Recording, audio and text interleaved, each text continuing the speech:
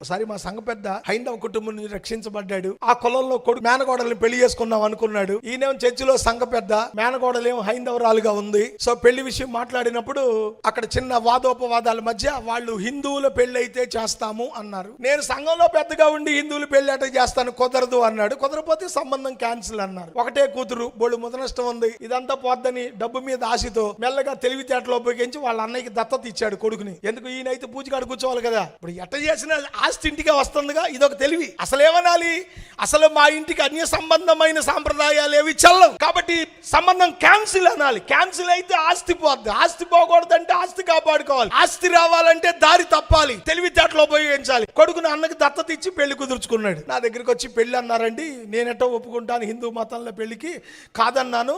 వాళ్ళందరూ కలిసి పిల్లోడిని మా అన్నయ్యకి దత్తత చేశారు, మాకు సంబంధం లేదన్నాడు. సంబంధం లేకపోతే నాకు తెలియదా, నేను అనిపించోడినా. సరే నీ తెలివితేటలు నా దగ్గర ఉపయోగిస్తున్నావు సర్లే, కానీ అన్ని చూసేవాడు దేవుడు ఉన్నాడులే, నేను కాముగా ఊరుకున్నాను. కొన్ని రోజుల తర్వాత వాడికి వడుగు చేయాలి. పెళ్లి చేయాలంటే వడుగు చేయాలి. వడుగు అంటే జంధ్యం వేయాలి. అప్పుడు పంతులు అన్నాడంటే వడుగు మాత్రం పుట్టింటి కాడ చేయాలన్నాడు. అంటే మళ్ళీ మా చర్చి కాడికే రావాలి. పెళ్ళొద్దన్నాను కానీ ఇప్పుడు వడుగు అంటే మళ్ళీ పూజలు అంటే మా అయ్యగారి దగ్గర ఏం చెప్పాలి ఆలోచన చేశాడు. కొంచెం తెలివితేటలు ఎక్కువ. అబ్బాయి వడుగు చేయడానికి పంతులు గారిని తీసుకురావక్కర్లేదు, మా అయ్యగారు కూడా బేపనోడేనండి, ప్రార్థన చేసి జంధ్యం వేస్తాడు అన్నాడు. అంటే ఇప్పుడు వీడు చెడిపోయింది కాక నన్ను జడగొడతాకు సిద్ధపడ్డాడు. కొన్నిసార్లు విశ్వాసం తెలివితేటలు ఎట్టుంటాయి. పాస్టర్ గారిని వీరికి ఇరికిచ్చే ప్రయత్నం చేస్తా ఉంటారు. మాకంత అవసరం లేదు, ఇరుక్కునే అవసరం మాకు లేదు. మళ్ళీ వచ్చానంటే మరి మీరు ప్రార్థన చేసి జంధ్యం వేయాలన్నాడు. నేను జంధ్యాలు తెంచుకుని వచ్చాను, జంధ్యాలు వేయడానికి అయితే నేను లేనన్నా. అలాగైతే నేను చర్చి మానేస్తాను, పోతే పో అన్నా. పోయాడు. కారులో తిరిగి వచ్చేటప్పుడు కారు బల్టీ కొట్టి కాలువలో పడితే అక్కడ కూర్చుని మళ్ళీ ఏడ్చాంట, దేవుడా నన్ను బతికించి చర్చికి తీసుకెళ్తానని.